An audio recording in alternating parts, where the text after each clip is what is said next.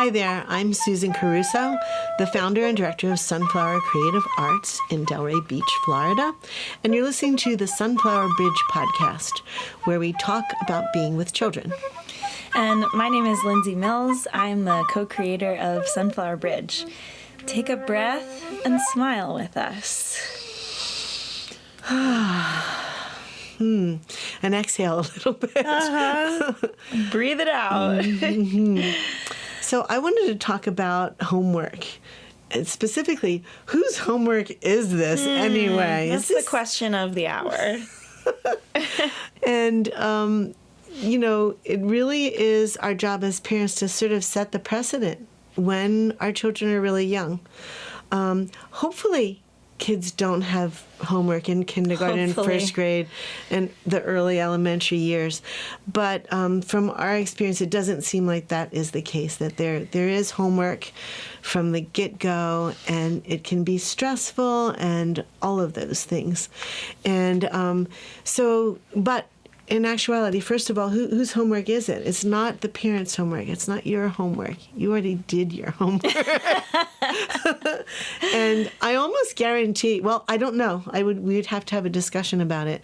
But, parents do feel that it's their responsibility that their child get this done. And so then you end up doing it with them or for them in some cases, and either any one of those things really isn't giving them the responsibility. It really is their homework from that early age. And so it's good to set that precedent.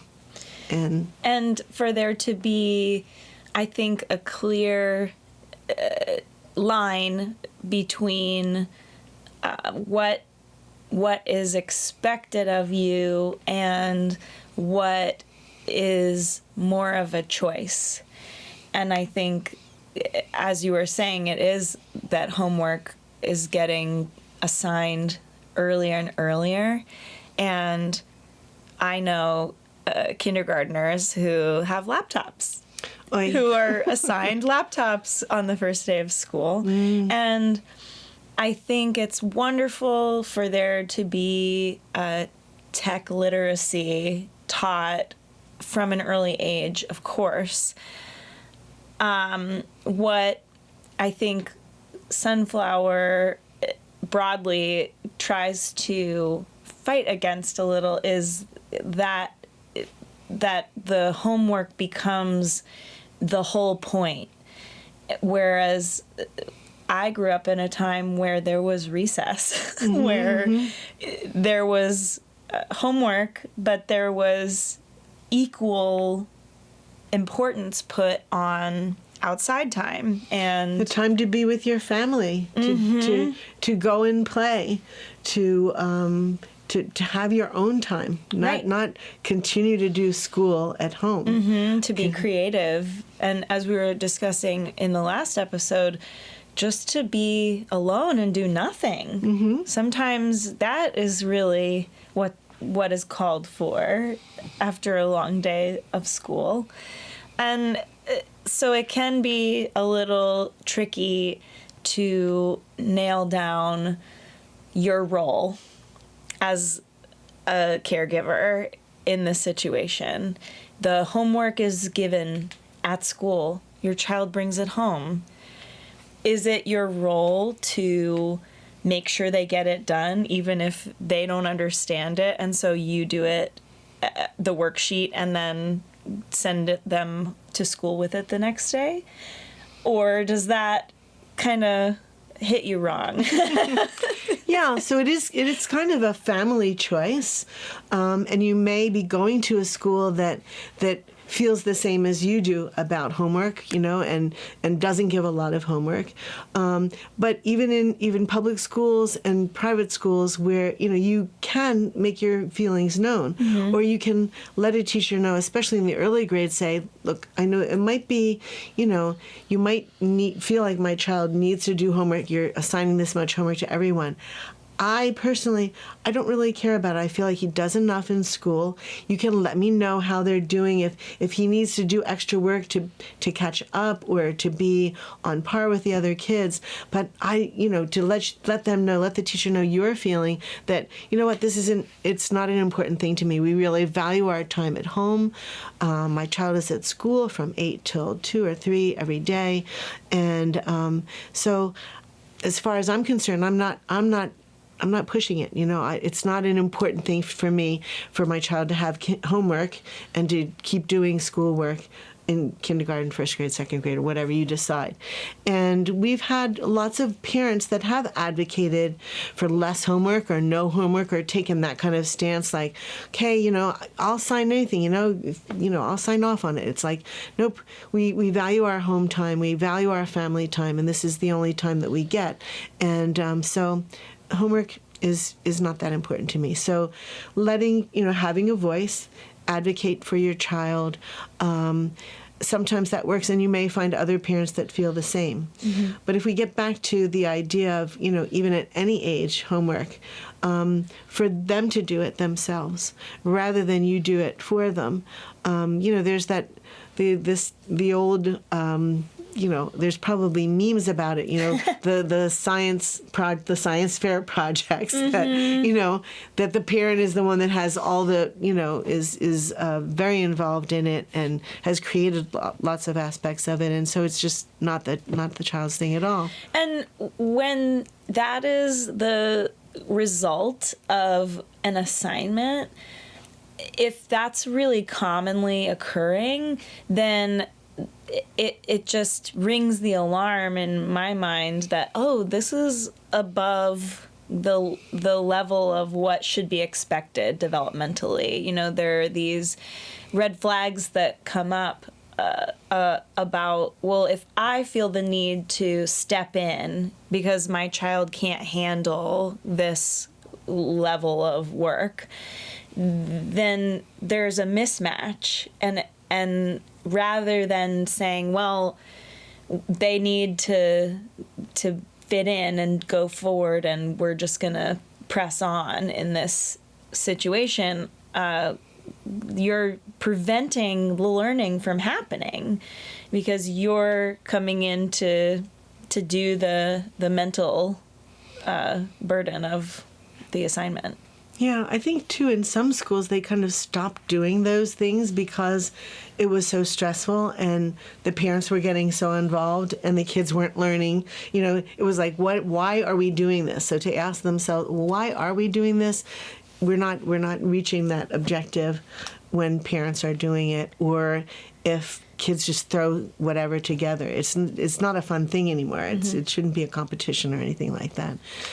Well, I also want to, of course, speak to the other end of the spectrum because I was, some would say, a weird child who was in kindergarten and coming home from school saying, "Mommy, please write some math problems for me." And my mom's looking at me like, "I don't know how to do that.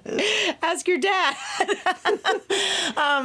But as I got older and the homework accumulated, then I really fell into this trap of perfectionism and believing that my worth was tied up with my ability to complete every homework assignment, get an A on everything.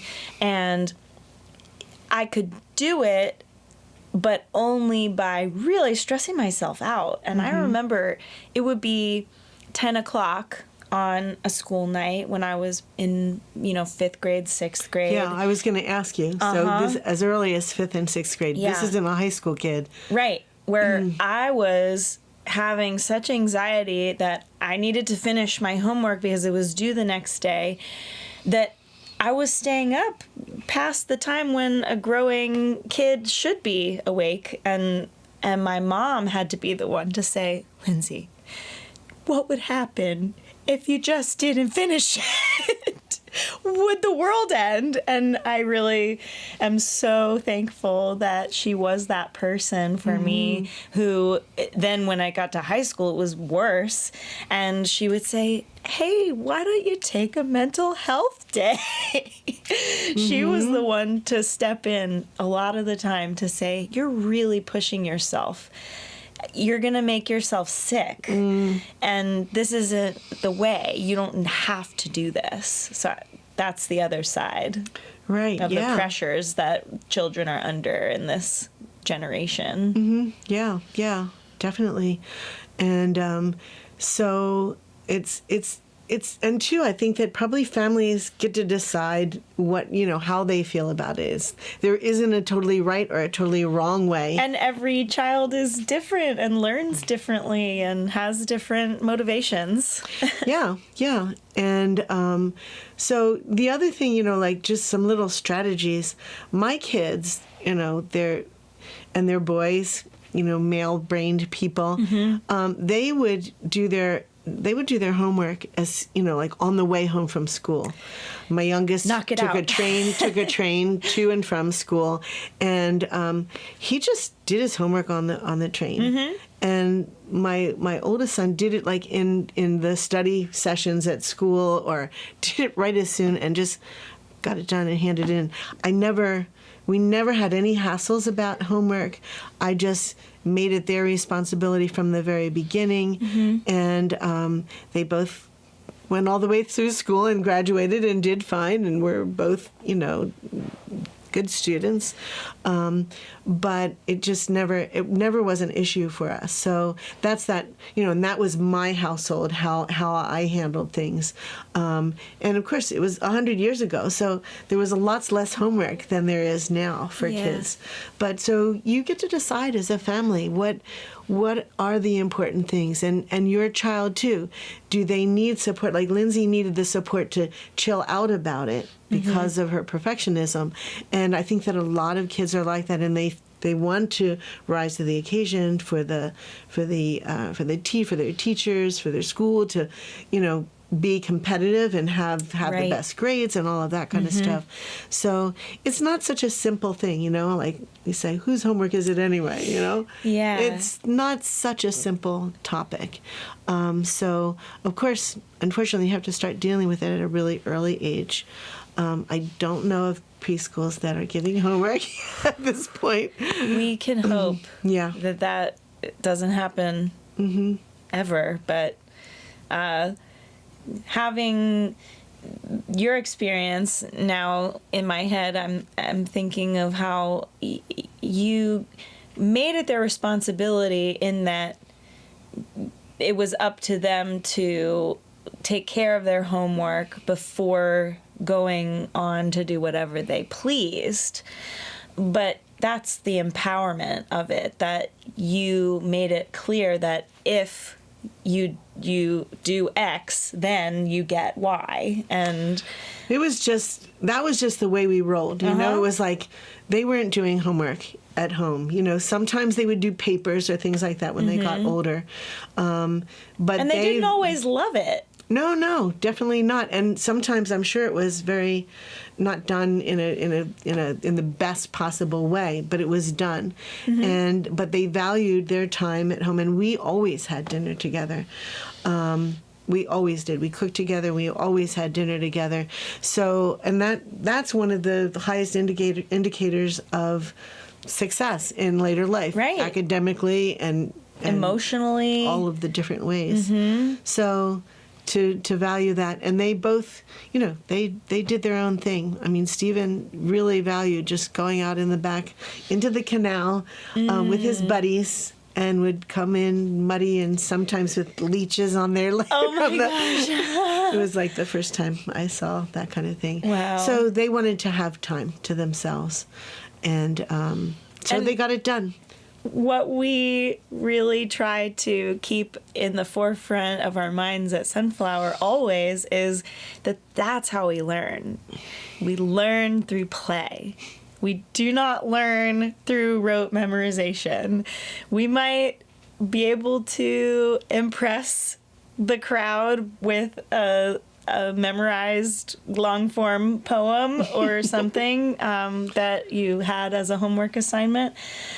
But ultimately, we are really learning and synthesizing so much about our environment and the world around us through that unstructured, self-directed playtime. So don't underestimate it. For sure. Yeah. Thank you so much for joining us today to share your thoughts or feelings or your own experience dealing with the issue of homework.